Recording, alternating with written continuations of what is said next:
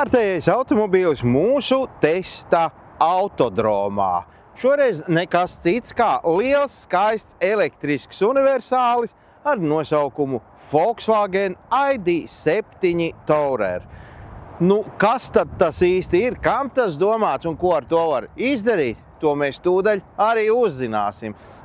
Ja tā pavisam godīgi, tik liels elektriskais automobīls kaut kā sajauc man pilnīgi galvu. Ar ID.7 limuzīnu mēs jau bijām pazīstami. Tagad pienācis kārta universālim, un tātad mēs runājam par kaut ko ļoti praktisku.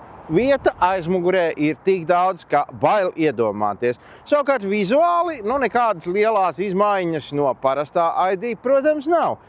Skaista krāsa, lieli riteņi, panorāmas jumts.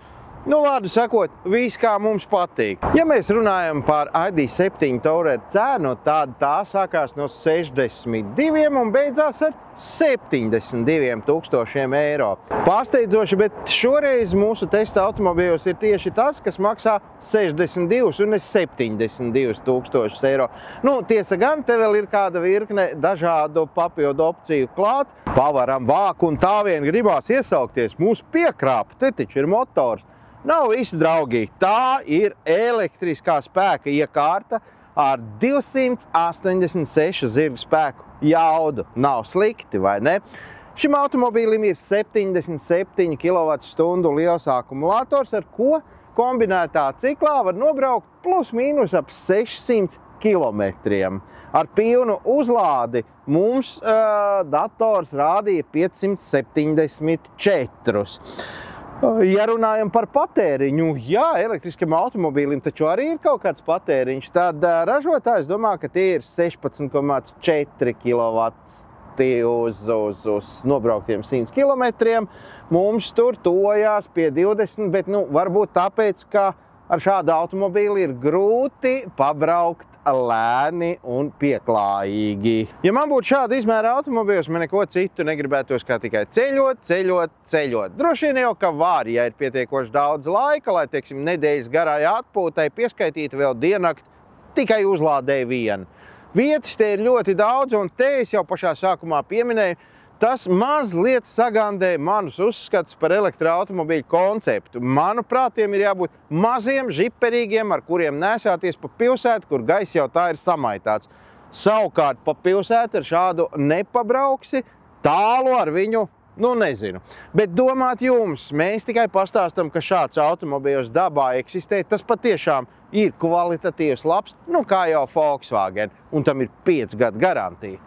Protams, ID.7 Tourer salons ir iekārtots pārdomāti un ar ļoti labiem materiāliem. Taču iekrist garās pārdomās par tēmu, laikam jau, ka nebūs prātīgi. Katram sava gaumi, taču te ir dažas lietas, kuras patiešām šķiet pārsteidzošas. Piemēram, tas, ka šeit var uzsākt braukt ne tikai tad, kad tu esi nospiedis starta pogu, bet pietiek vien pieskārties bremžu pedālim, lai automobīls jau būtu gatavs kustēties.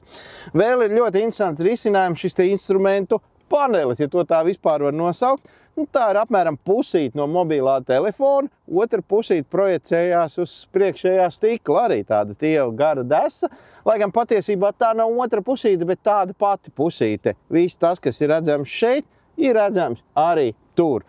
32,1 cola kārtīgs televizors. Es domāju, ka dažam labam nemaz mājās nav tāds datora monitors, bet vispārējais, kā jau labā kvalitatīvā automobīlī. Gan uzlādēt telefonu, gan atvēsināties, gan gaisa kvalitātes kontroli, gan daudz dažādi elektroniski asistenti, kas, principā, lielu ceļu posmu ļauj tev braukt tādā kā autopilota režīmā, tikai turot stūri un mēģinot trāpīt vajadzīgā virzienā. Lai gan arī stūrēt nevienmēr vajag. Bet tas tā.